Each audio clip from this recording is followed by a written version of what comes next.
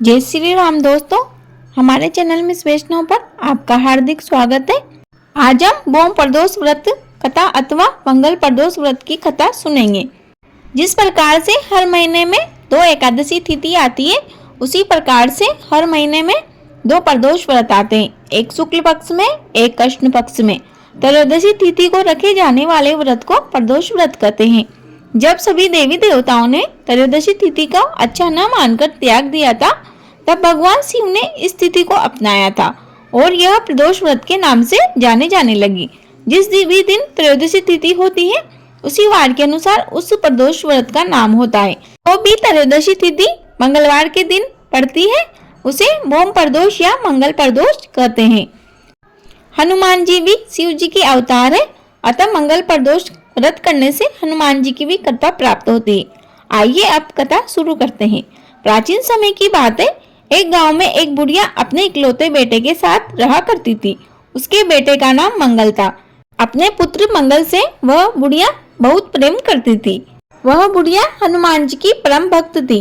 रोजाना हनुमान जी की सेवा पूजा किया करती थी। वह रोजाना स्नान आदि करके भोजन बनाकर पहले हनुमान जी को भोग लगाती, फिर अपने बेटे मंगल को खिलाती और सबसे अंत में वह स्वयं भोजन करती थी। यही उसका नित्य नियम था। प्रत्येक मंगलवार को वह नियम से व्रत रखती थी। वह विधि पूर्वक हनुमान जी की पूजा सेवा करती थी तथा आरती करती थी। वह मंगलवार के दिन ना तो घर को लीपती थी और ना ही मिट्टी खोदती थी। बुढ़िया माँ को व्रत करते हुए अनेकों दिन बीत गए।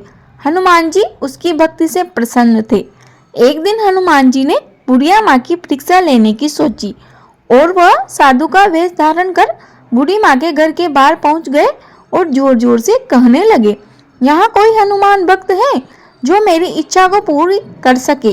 साधु बाबा की आवाज सुनकर बुढ़िया माँ बाहर आ गई और साधु से पूछने लगी, आपकी क्या इच्छा है?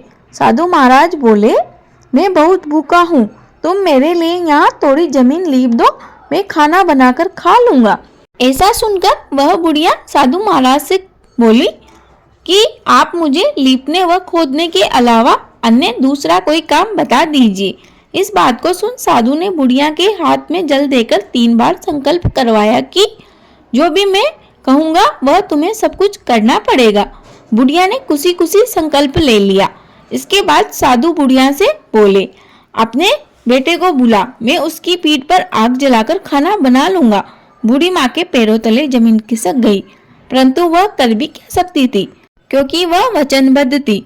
इसलिए उसने अपने दुखी मन से अपने बेटे को आवाज लगाई और साधु के हवाले कर दिया। तब वह साधु बाबा बोले, बुढ़िया माँ, तुम्हें ही तो इसकी पीठ पर आग लगानी है। बुढ़िया ने दुखी मन से लकड़ियां अपने बेटे की पीठ पर रखी और आग जला दी तथा तुरंत ही घर के अंदर चली गई। कुछ देर बाद साधु बाबा ने बुढ़िया माँ को आवाज लगाई, बूढ़ी माँ, खाना बन गया है, आओ खा लो। दोनों मिलकर खाना खाएंगे। लेकिन बूढ़ी माँ के मन में क्या बीत रही थी, कोई सोच भी नहीं सकता था।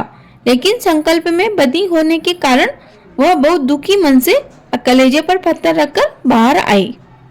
तब साधु बाबा बोले, बूढ़ी माँ, अपने बेटे को भी तो बुला ले, सब मिलकर भोजन करेंगे।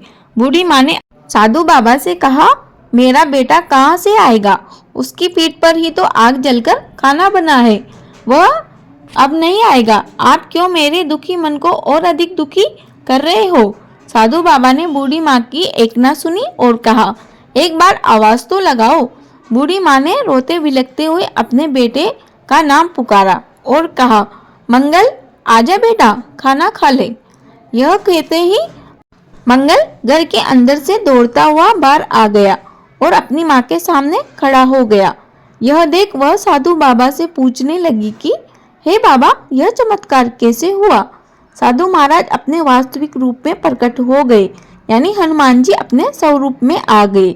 हनुमान जी को अपनी कुटिया में देखकर बूढ़ी माँ का जीवन सफल हो गया।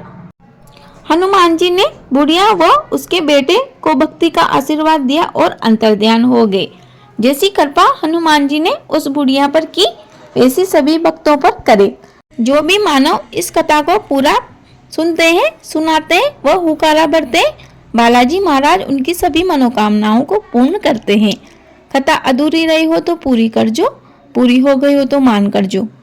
प्रेम से बोलिए वीर बजरंगबली की जय, देवादिदेव महादेव की जय। दोस्तों आइए अब जानते हैं पौष माह के शुक्ल पक्ष के प्रदोष व्रत कब किया जाएगा। उससे पहले आपसे एक छोटा सा अनुरोध है, यदि आपने अभी तक वीडियो को लाइक नहीं किया हो तो प्लीज वीडियो को लाइक कर दीजिए। हिंदू पंचांग के अनुसार पौष माह के शुक्ल पक्ष की त्रयोदशी तिथि की शुरुआत 22 जनवरी दिन सोमवार शाम को 7:51 पर होगी और इसके अगले दिन यानी 23 जनवरी दिन मंगलवार को रात्रि 8:39 पर इस तिथि का समापन होगा। उदया तिथि के अनुसार 23 जनवरी को प्रदोष व्रत रखा जाएगा जो कि मंगल प्रदोष व्रत है। अर्थात मंगल प्रदोष के दिन किए जाने वाले उपाय। भोम प्रदोष वाले दिन सुबह गाय को मीठी रोटी खिलाने से पति को दीर्घ आयु का वरदान मिलता है।